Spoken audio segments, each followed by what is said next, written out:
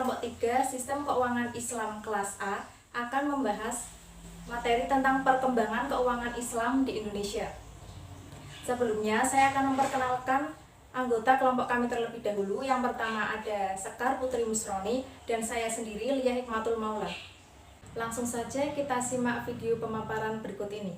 Dalam perkembangan keuangan Islam di Indonesia, terdapat 3 indikator yang akan kami bahas dalam presentasi kali ini, yaitu yang pertama, ada cikal bakal keuangan Islam di Indonesia. Yang kedua, keuangan Islam di Indonesia dalam angka. Dan yang ketiga, milenium ketiga, peluang dan tantangan.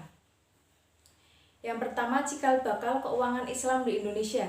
Ekonomi Islam adalah ajaran Islam yang mengatur kehidupan ekonomi dari titik pandang tertentu tentang keadilan. Ada 2 prinsip utama, yaitu ada prinsip pokok yang tidak boleh berubah, dan yang kedua masalah-masalah praktis yang bersifat kebijakan-kebijakan dan dapat berubah sesuai dengan perkembangan masyarakat. UU nomor 10 tahun 1998 tentang perubahan dari UU nomor 7 tahun 1992 tentang perbankan yang memungkinkan beroperasinya dual banking system dalam sistem perbankan nasional. Akibatnya, sejumlah bank konvensional di Indonesia membuka divisi syariah dalam sistem pelayanan mereka kepada para nasabah. Di Indonesia terdapat 2 lembaga keuangan syariah, yaitu Bank Umum Syariah dan Unit Usaha Syariah. Bank Umum Syariah itu terdiri dari Bank Muamalat Indonesia atau BMI, Bank Syariah Mandiri atau BSM, dan Syariah Mega Indonesia atau BSMI. Kemudian ada faktor yang melatar belakangi peningkatan jumlah lembaga keuangan syariah, yaitu ada 2 faktor, ada faktor eksternal dan faktor internal. Faktor eksternal yaitu yang berkaitan dengan perkembangan ekonomi yang terjadi di luar negeri. Beberapa negara di luar negeri, baik yang mayoritas penduduknya muslim maupun tidak, telah mengembangkan sistem ekonomi syariah. Hal ini membuat semakin termotivasi untuk mengembangkan keuangan syariah. Dalam faktor internalnya, yaitu pemicu perkembangan lembaga keuangan syariah di Indonesia adalah terkait dengan kondisi sosiologis bangsa Indonesia yang mayoritas penduduknya adalah Islam. Kenyataan sosiologis inilah yang mendorong para cendekiawan dan praktisi ekonomi muslim Indonesia untuk mendirikan lembaga keuangan yang sesuai dengan identitas keberagaman mereka. Saya akan melanjutkan pembahasan. Tadi sudah dijelaskan oleh teman saya. Keuangan Islam di Indonesia dalam angka setiap tahunnya meningkat seperti yang kita ketahui. Bersumber dari master plan yang diterbitkan oleh Otoritas Jasa Keuangan tahun 2019 berdasarkan Islamic Finance Development Indicator atau biasa kita kenal yaitu IFDI. Indonesia unggul pada aspek knowledge atau pengetahuan melalui literasi dari masyarakat Indonesia sendiri mengenai dengan ekonomi Islam, dan juga dari sisi governance, yaitu dukungan dari pemerintah dalam menjalankan atau melakukan sehingga keuangan Islam mengalami perkembangan dengan adanya dukungan dari pemerintah. Selain itu, dari industri halal syariah pun juga mendukung hingga maraknya keuangan Islam di Indonesia seperti fashion muslim, makanan halal, dan juga pariwisata halal. Jadi dalam hal ini, keuangan syariah Indonesia pada tahun 2019 mengalami kenaikan dari tahun sebelumnya.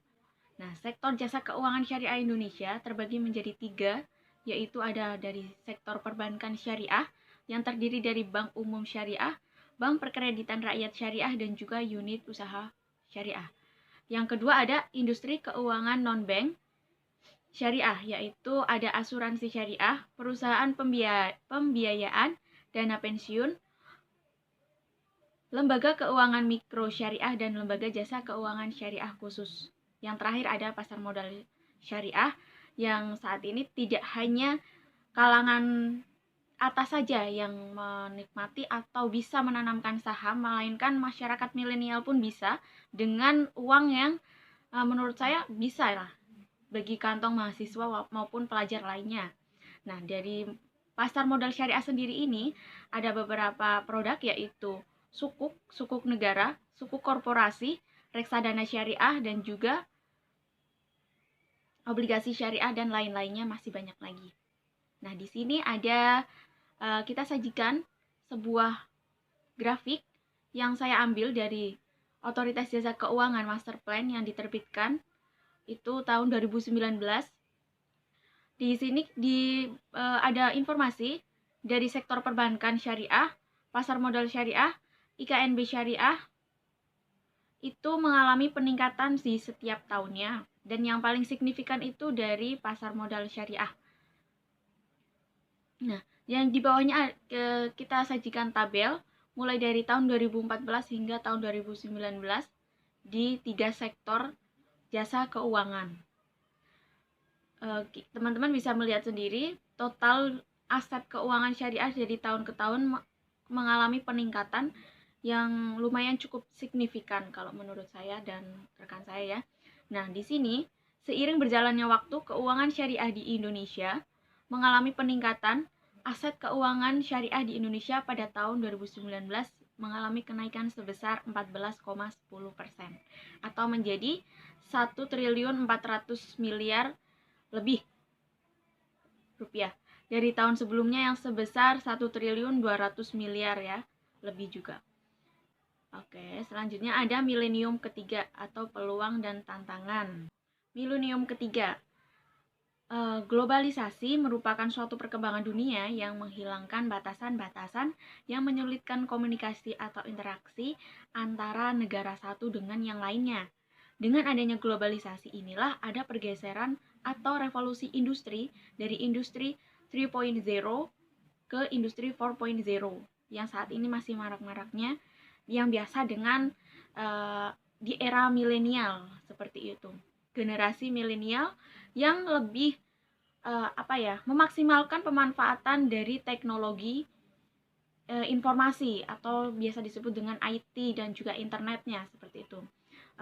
Kita juga tahu semua aktivitas yang berhubungan dengan baik itu perekonomian, politik ataupun pendidikan biasa kita kaitkan dengan teknologi dan juga internet untuk memudahkan kita untuk melakukan suatu informasi. Dari generasi milenial sendiri itu lebih mampu untuk menyesuaikan kemampuannya dalam memaksimalkan pemanfaatan revolusi industri tersebut. Seperti yang kita ketahui di sini kan sudah banyak sekali ya, kayak sistem perbankan mulai ada yang dialihkan ke HP, bisa ke sistem komputer, bisa seperti m-banking seperti kayak itu ya. Yang kedua ada peluang ekonomi Islam. Perkembangan dunia perbankan syariah di Indonesia semakin melesat dengan lahirnya Undang-Undang Nomor 21 Tahun 2008 tentang Perbankan Syariah. Penduduk Indonesia yang mayoritas Muslim menjadi faktor utama dalam memajukan keuangan syariah. Sistem ekonomi Islam mulai ramai diminati, terutama di lembaga-lembaga keuangan seperti bank, usaha unit syariah, dan pasar multi level dan lain-lain. Bahkan tidak sedikit lembaga keuangan non milik muslim termasuk yang berada di negara-negara luar negeri muslim kini ikut menerapkan sistem ini. Nah, ciri khusus dari sistem keuangan Islam sendiri, kita tidak menggunakan bunga untuk keuntungan, melainkan model keuangan Islam yang diterapkan adalah sistem bagi hasil sebagai pengganti bunga, sehingga akan berdampak positif dalam menekan inflasi dan persaingan antar bank seperti itu.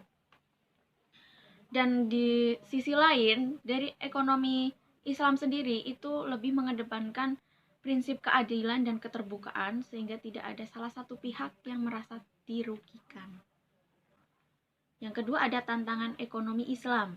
Yang di sini kita sajikan ada 6.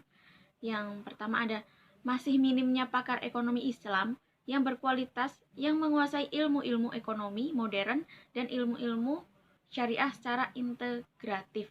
Makanya dari yang tadi, mengapa pada saat awal pembentukan Bank Syariah, Bank Muamalat Indonesia, pemerintah kurang memberikan perhatian khusus karena pada saat itu masih minim sekali pakar ekonomi Islam yang benar-benar menguasai dan tahu tentang hukum-hukum ataupun cara kerja dari sistem ekonomi Islam ini. Yang kedua ada ujian atas kredibilitas sistem ekonomi dan keuangan. Yang ketiga, perangkat peraturan, hukum, dan kebijakan baik dalam skala nasional maupun internasional masih belum memadai.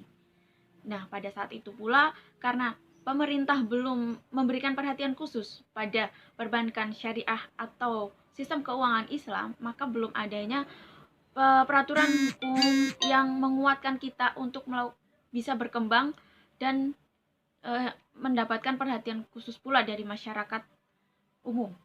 Yang keempat, keterbatasan tenaga kerja yang memahami tentang sistem keuangan Islam.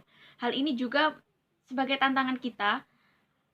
Kenapa bank-bank syariah itu juga masih langka di kota-kota kecil maupun di wilayah kabupaten? Karena apa? Keterbatasan tenaga kerja yang benar-benar memahami tentang sistem keuangan Islam itu sendiri.